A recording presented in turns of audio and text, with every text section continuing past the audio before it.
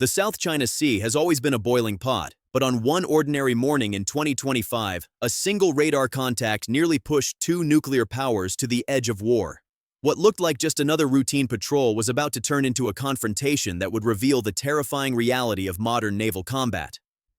An American warship sailing calmly through international waters suddenly detected movement, an enemy destroyer accelerating far beyond normal cruising speed. But why? What had just changed? Unbeknownst to the Americans, a single order from Beijing had just been transmitted. Intercept the U.S. Navy.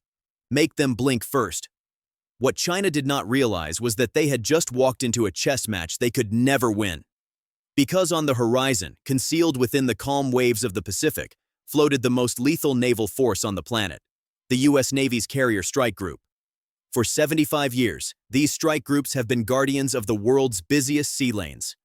Trillions of dollars in trade, oil tankers, semiconductor shipments, energy lifelines move safely only because American carriers keep the seas open. Yet on this day, Beijing seemed determined to test whether that shield could be pierced. The Chinese destroyer surged forward, cutting the water like a blade. Its heading made intentions obvious. It was closing the gap, pushing toward weapons range. Every sailor aboard the American cruiser knew the math. If the Chinese fired their long-range missiles, the Americans would have mere minutes to react. But the Chinese also knew something they weren't admitting out loud. The U.S. ship's defenses could strike them from far beyond their own reach. Inside the American Combat Information Center, radar screens glowed with the sharp outline of the approaching vessel. Calm voices called out bearing, range, and speed. Behind that calmness, however, was absolute confidence. Confidence that came from knowing they carried enough firepower in their vertical launch systems to erase any hostile ship within minutes. Yet the real danger wasn't just the destroyer. Soon, American sensors began detecting something else. Chinese aircraft scrambling from their carrier, Shandong. Fighters clawed at the sky, struggling to climb after launching from outdated ski jump ramps. To the Americans, the sight was almost comical. Those aircraft looked sleek in propaganda posters, but in reality, they were underfueled, underarmed, and already burning through precious fuel just to stay airborne.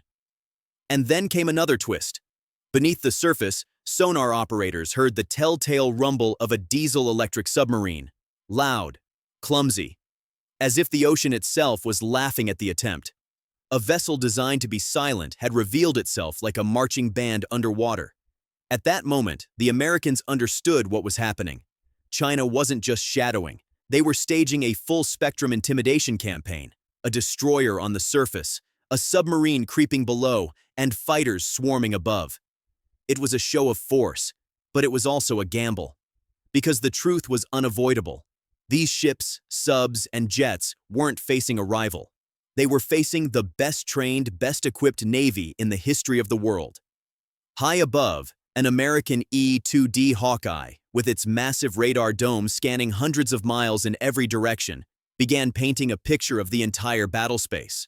Every hostile aircraft, every suspicious radar ping, every submarine noise, all of it was instantly fed into the network.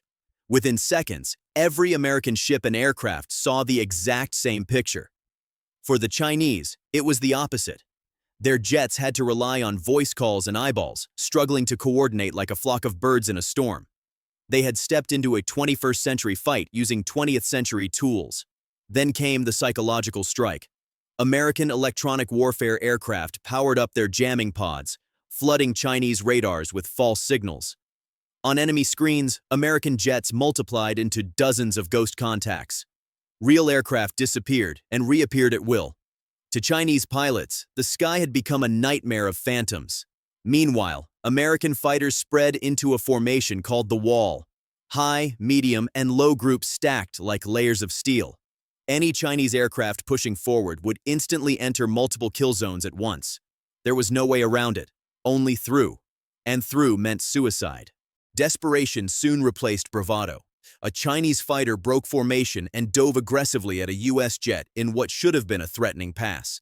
The American pilot, trained at Top Gun, responded with a maneuver so precise that within seconds he was behind the Chinese jet, perfectly lined up for a missile kill.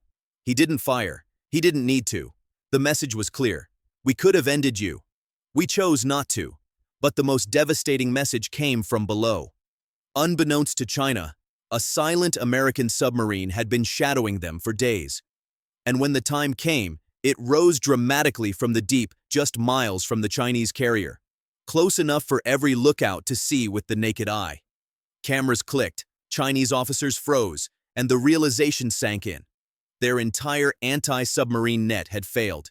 If this had been a shooting war, their precious carrier would already be at the bottom. All the while, merchant traffic in the area continued moving like clockwork. Container ships packed with electronics, LNG tankers carrying billions in fuel, civilian crews relying entirely on the U.S. Navy's presence. For them, this wasn't about military pride, it was about survival. Had the Chinese pressed the attack, innocent civilian ships would have been caught in the crossfire, turning a display of nationalism into a global economic catastrophe. And just like that, the illusion of Chinese control shattered.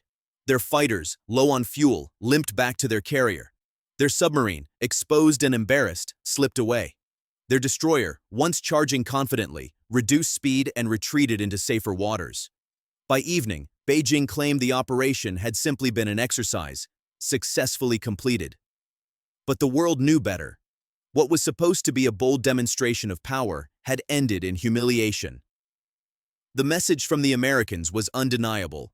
You can posture, you can threaten, you can try to intimidate, but when the seas grow dangerous, we are the ones who decide who sails free. The lesson was brutal but simple. Naval warfare isn't about bluster. It's about silence, patience, and the ability to strike when the time comes. The Americans had shown all three without firing a shot. For every Chinese officer who witnessed that day, the memory would linger. A reminder that the ocean is unforgiving and that in the South China Sea, there is only one master. For the Chinese Navy, it was supposed to be a victory lap. Instead, it became a cautionary tale. And for the rest of the world, it was a reminder of why the South China Sea remains, whether Beijing likes it or not, America's Great Lake.